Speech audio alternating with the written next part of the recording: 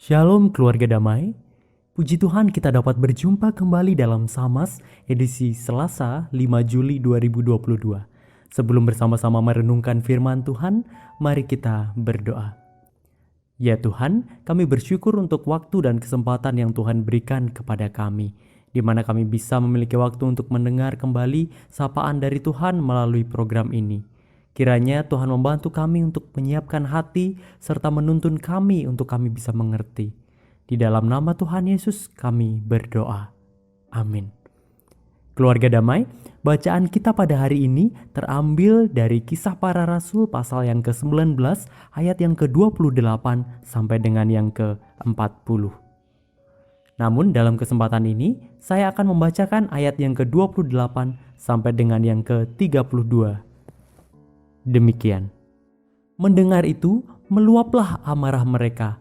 Lalu mereka berteriak-teriak, katanya, "Besarlah Artemis, dewi orang Efesus!"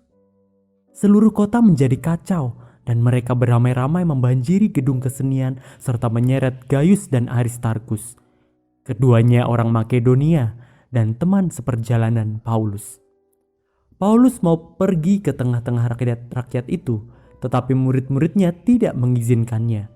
Bahkan beberapa pembesar yang berasal dari Asia yang bersahabat dengan Paulus mengirim peringatan kepadanya supaya ia jangan masuk ke gedung kesenian itu.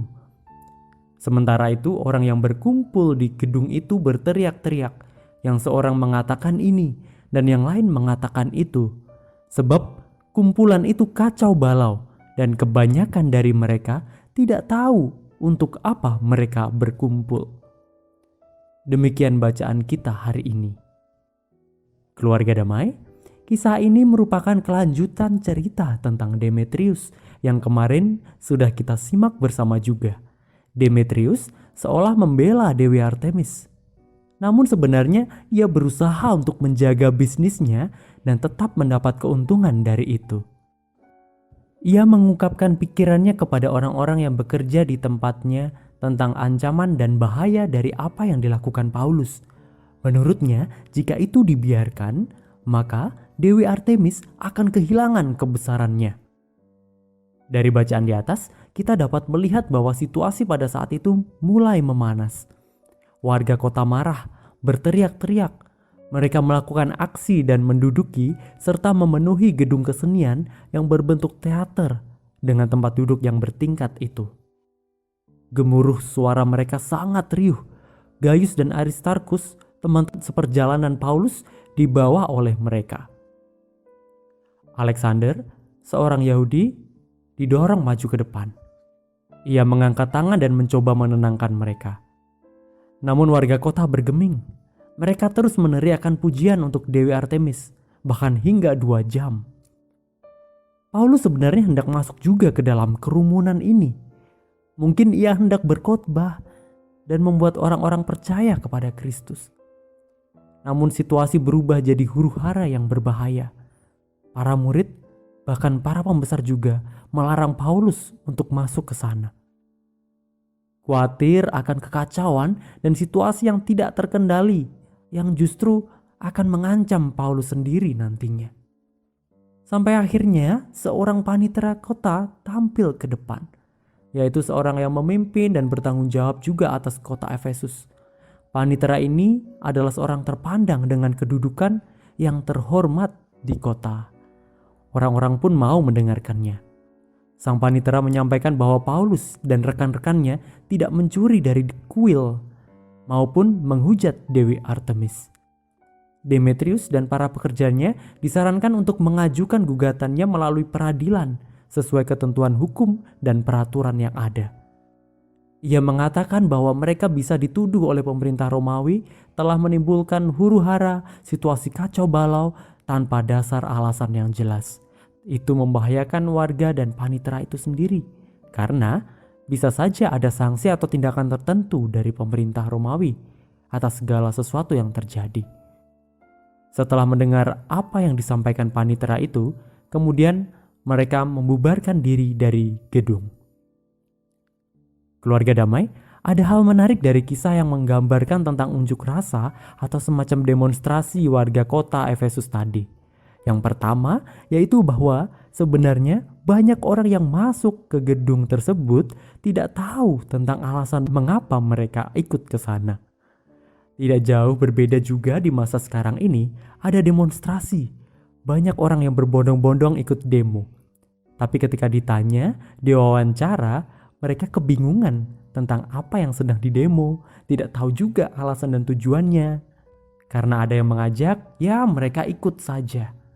Atau mungkin karena solidaritas, atau sekedar ingin eksis belaka. Hal menarik lainnya, yaitu bahwa kejadian ini dimulai dari satu orang saja, yaitu Demetrius. Dari Demetrius kita bisa belajar bahwa dari satu bisa jadi 1000. Ini bukan soal melipat gandakan uang atau bisnis, tapi tentang provokasi yang menjalar, yang menyebar. Kata-kata Demetrius memantik emosi para pekerjanya.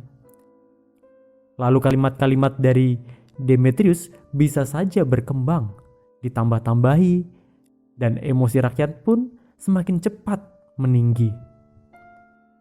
Emosi marah atau kecemasan yang berlebih memang bisa mempengaruhi kemampuan kita untuk berpikir secara jernih.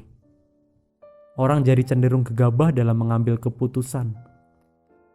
Apalagi isu sensitif yang disebar oleh Demetrius dan para pekerjanya akhirnya mampu membuat orang-orang menjadi kesulitan untuk berpikir jernih. Mereka tidak mengamati dan mencari tahu terlebih dahulu tentang permasalahan yang ada. Semua jadi benci tanpa alasan yang mendasar. Keluarga damai, situasi yang sama bisa saja kita timbulkan. Kita selalu punya kesempatan untuk mempengaruhi orang lain. Tapi tentang itu selalu ada pilihan. Apakah yang akan kita sebarkan kepada orang-orang di sekitar kita? Apakah itu tentang sesuatu dan menuju ke sesuatu yang positif? Atau kita juga bisa menebarkan kebencian atau ketidaksukaan kepada orang-orang di sekitar kita dan mempengaruhi mereka juga. Demikian juga ketika kita mendapat kesempatan untuk mendengar. Akankah kita memilih untuk jadi pribadi yang mudah terpengaruh? Sebenarnya kita punya pilihan untuk langsung menerima dan setuju atau menimbang-nimbangnya terlebih dahulu.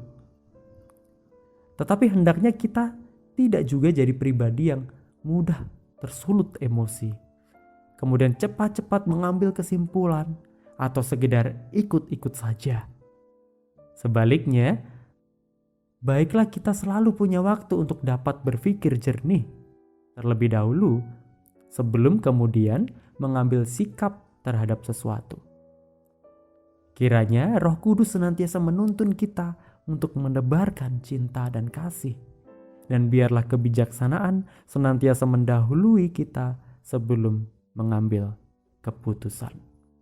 Mari kita berdoa.